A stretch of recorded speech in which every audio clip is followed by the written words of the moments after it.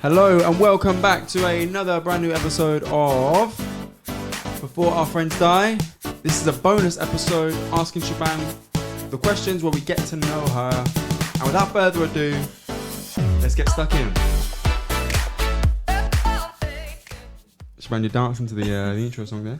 If you call that dancing, it's just me bopping my head with pure aggression. I love that. Well, I made that, so I'm glad you enjoy it. Oh, look at you. Move over, hit maker. Or hit boy. Check Yikes. out check out, I think, episode 2 of Cool Find Dumb Wicked to find out more. Anyway. Ooh. Sheban, we like to ask all of our guests these questions so that we can establish some sort of comparison between their answers and hopefully learn something from all of our guests.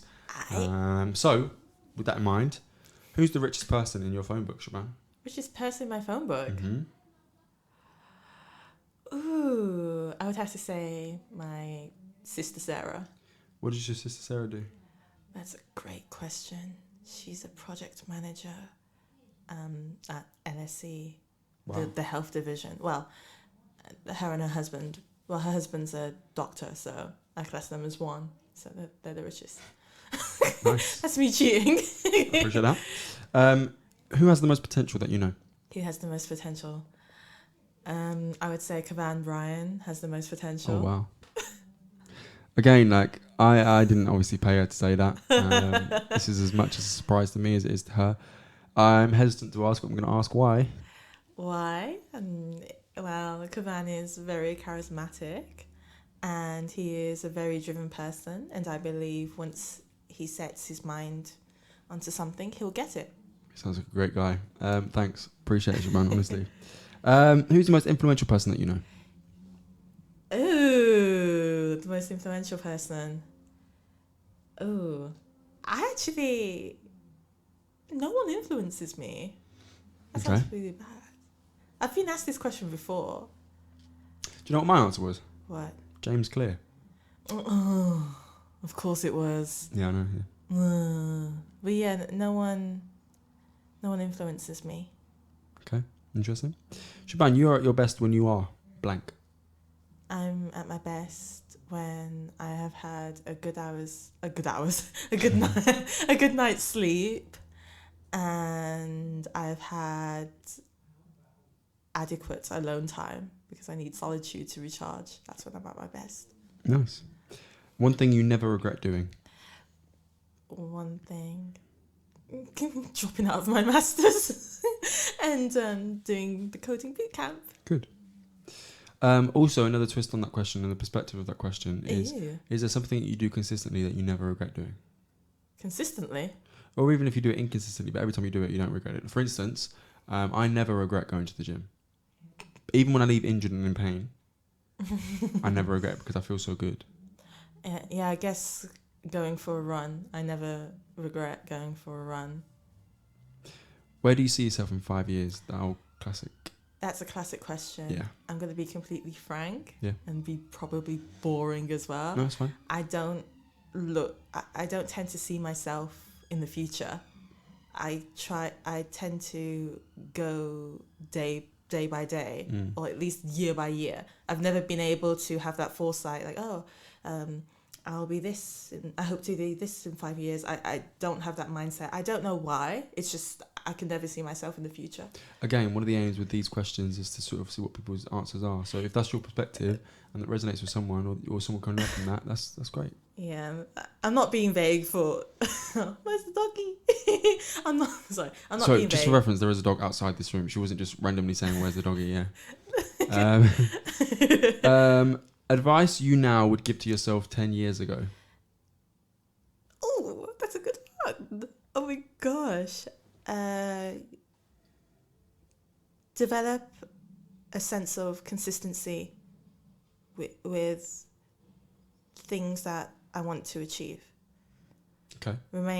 Try to remain as consistent as possible. I feel like I start things and never finish them. Mm-hmm.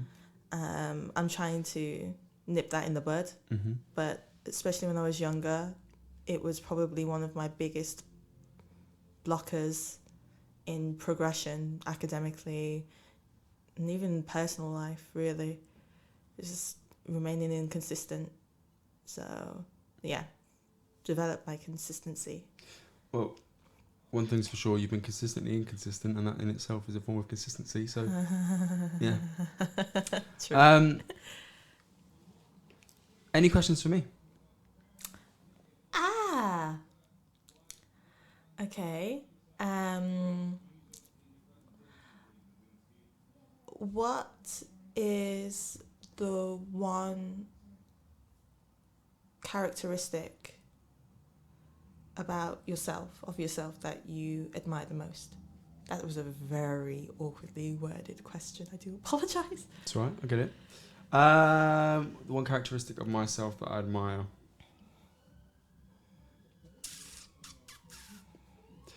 I'm quite boneheaded. Mm-hmm. You know, I keep going. Mm-hmm. I can be consistent. I know I can. Mm-hmm. Particularly if I enjoy something or if I understand the bigger purpose. Mm-hmm. I suppose those are qualities that I quite enjoy. I just keep going, put my head down and keep going. Mm-hmm. I can tolerate stuff that isn't nice. Yeah. You know, I've drank unflavoured protein before for a whole 2.5 kg bag. So if I could do that, I could do anything, because that is disgusting. And I use that mentality of, well, you know, it can't be that bad, and just keep plodding on. That's I think that's good. It served me well thus far, and you know, one thing I want to say, it has served me well thus far, but I'm sure I'll pick up other habits that I admire that serve me well better in the future, perhaps. You know, Okay. adaptability. But yeah, one of the other things I wanted to say actually. Mm-hmm. Was we tried this in our first episode and we never picked it up, and I think we're on like episode 22 now. So Okay. yeah, I'll try this while you're here. I'm gonna scroll. I've got a note on my phone full of like hundreds and thousands of like sayings and quotes. Yeah. I'm gonna scroll up and down, up and down, up and down. When it's tell me when to stop, I'm gonna stop, and I'm gonna want you to tell me what that means to you, if it resonates. Oh my gosh. Okay, stop. Okay. This is funny.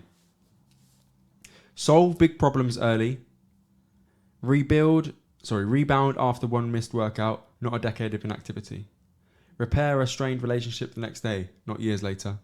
Fix overspending before it becomes a lifestyle. Problems with simple solutions at first become difficult to unwind over time. What does that mean to you? So, that means that... Can you repeat the... Solve big problems early. Okay. Rebound after one missed workout, not a decade of inactivity. Okay, stop. Okay, I just needed a bit of a refresher because, like, wow, that's a lot to absorb.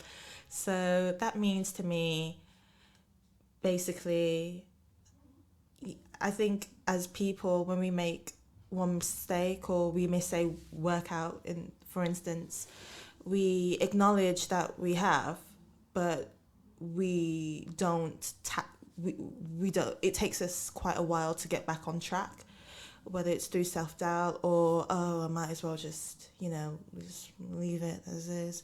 So to me, it just means, okay, you've missed one workout, so what? Just get back on the horse.